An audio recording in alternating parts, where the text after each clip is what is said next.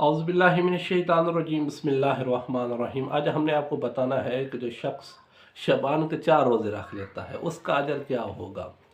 इसी तरह जो हमारा मौजू भी चल रहा है कि शबान के रोज़े रखने की फ़जीलत क्या होगी, क्योंकि अल्लाह ने हमें ये नेमत दिया, हम इस दुनिया में हैं और ये शबान का महीना भी चल रहा है।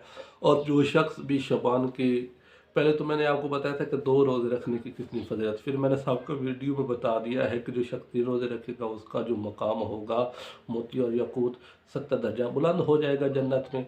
अब जो हमने आज आपको बताना है कि 4 रोज़े रखने की क्या फ़जीलत होगी, क्योंकि रसूल पाक सल्लल्लाहु अलैहि वसल्लम फरमाते हैं कि जो बंदा भी परेशान है, तंग दस्त है दुनिया में, उसके पास पैसा नहीं है, रिज़्क़ की कमी है, तो उस रिज़्क़ को बढ़ाने के लिए कौन सा अमल है जो ऐसा अमल हो जो दुनिया में भी कामयाब, जो दुनिया में भी इंसान कामयाब हो जाए और आखिरत में भी उसकी कामयाबी हो जाएगी। तो ऐसा अमल तो हर इंसान की ख्वाहिश होती है कि पता चल जाए कि यार मेरे पास रिज़्क़ की कमी है, ताकि वो रिज़्क़ का मुझे भी ऐसा अमल का पता चल जाए, फिर मैं वो अमल करूँ, मेरे पास दुनिया में भी रिज़्क़ हो और उस रिज़्क़ का बदला मुझे आखिरत में भी मिले और आखिरत में भी मैं कामयाबी और कामरानी मेरे नसीब हो। कोई ऐसा अमल तो होगा। तो रसूल पाक सल्लल्लाहु अलैहि वसल्लम फरमाते हैं कि जो शख्स भी शबान के 4 रोज़े रख लेता है, अगर उसने 4 रोज़े रख लिए तो अल्लाह उसके रिज़्क़ को बढ़ा देगा, उसका रिज़्क़ वसी हो जाएगा। और जो मोमिनीन हैं उनको तो चाहिए कि शबान के 4 रोज़े रखें, कम से कम 3 रोज़े तो रखें।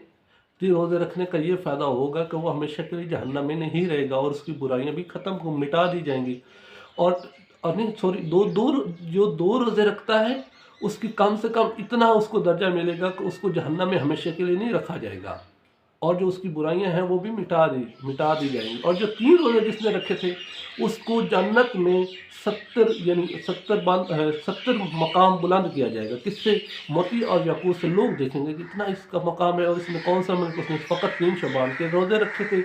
और जो 4 रोज़े रख लेता उसका मकाम क्या होगा। जो 4 रोज़े रख लेगा, रसूल पाक सल्लल्लाहु अलैहि वसल्लम फरमाते हैं कि अल्लाह उसके रिज़्क़ को वसी कर देगा, उसका रिज़्क़ बहुत ज़्यादा हो जाएगा।